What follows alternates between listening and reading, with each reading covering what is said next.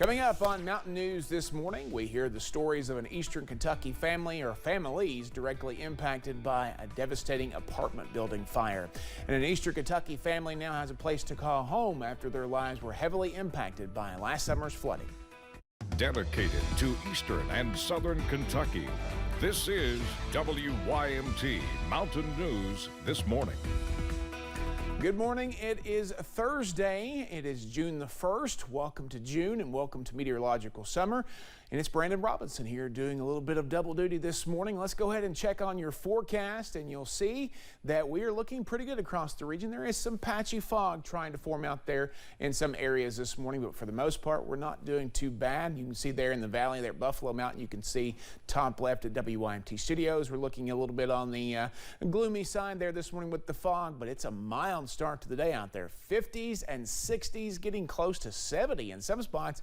66 in Moorhead, 66 in Monticello, 61 there in London. Looks like 53 in Clintwood, the cool spot again this morning. A lot of folks are close to 60 degrees this morning there. 64 Pikeville, Jackson.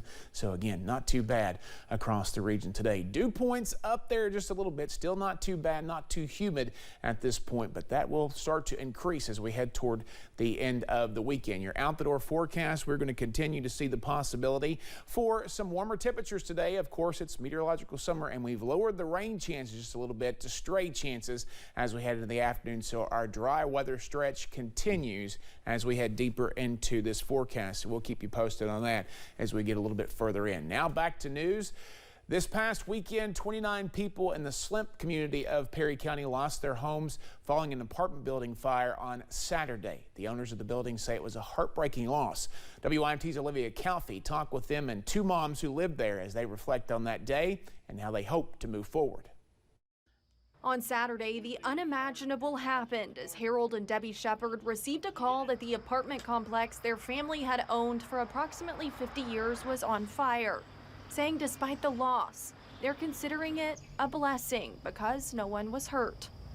That's my main concern right there. I don't care if I never build nothing back. As long as I can go in there, lay down and go to sleep knowing nobody's hurt. That's all I need. Blessed to be alive, but overcome with emotion. 29 people stood outside and watched as their home lit up with flames, destroying everything inside. Nobody got nothing at all. By the time we got everybody out, the fire department said nobody got back in the building.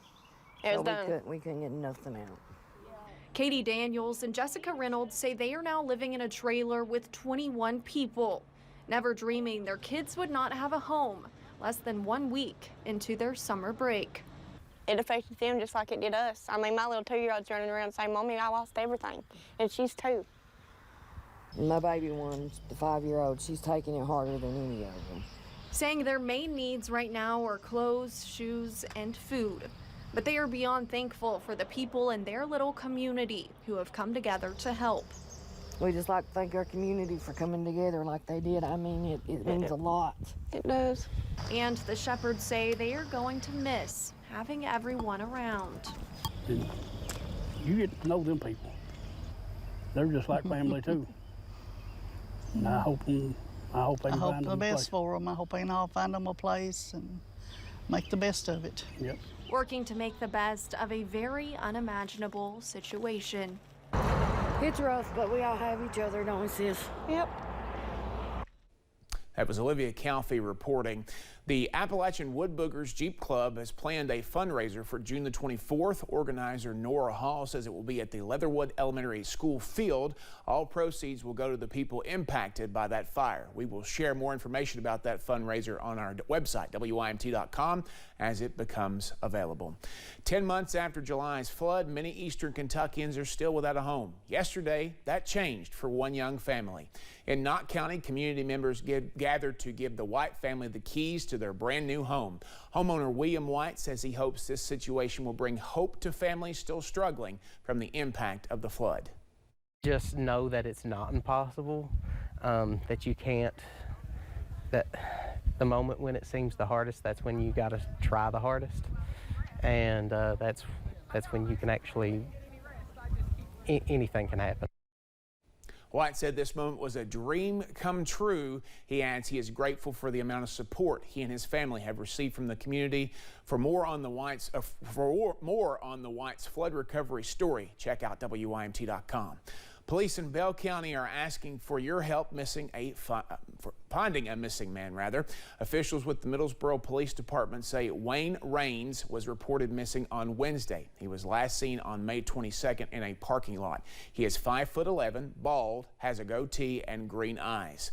If you have any information on where he might be, you're asked to call the Middlesboro Police Department using the number you see on your screen. A North Carolina man is facing several charges in Kentucky after police say he caused some trouble at a truck stop.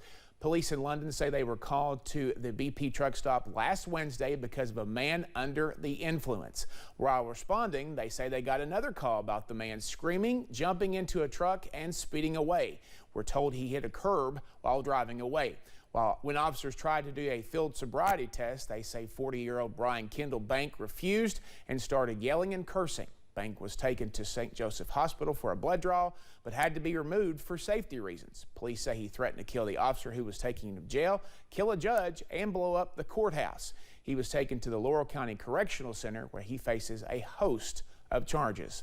Staying in Laurel County, police say they need your help finding a second suspect in a theft case. On Memorial Day, officials say 2 men stole more than $2,000 worth of tools from a car parked at a business near Highway 490. One suspect, 37-year-old Bobby Rudder, was arrested and taken to the Laurel County Correctional Center. The other man, who's unidentified, is still on the run. If you have any information, you can call the Laurel County Sheriff's Office at 606-864-6600. Moving on to health news, could a West African plant cure opioid addiction? That is what the Kentucky Opioid Abatement Advisory Commission wants to explore. The commission shared plans yesterday on new therapeutic treatment options. It is called Ibogaine. Right now, it's not FDA approved, but Susan Osterman wishes her son Tyler could have gotten the treatment. She says she is frustrated by the FDA's lack of urgency. When I think about the loss of lives, I don't sleep at night. There's 300 people a day in this country are dying. Kentucky is number 2 in the nation in terms of per capita opioid abuse or overdose death rates, but the commission wants to be number 1 in the solution. Thanks for getting your day started with us here on Mountain News this morning. Coming up, weather experts urge people who live in coastal areas to be ready if the ocean gets a bit rough this hurricane season.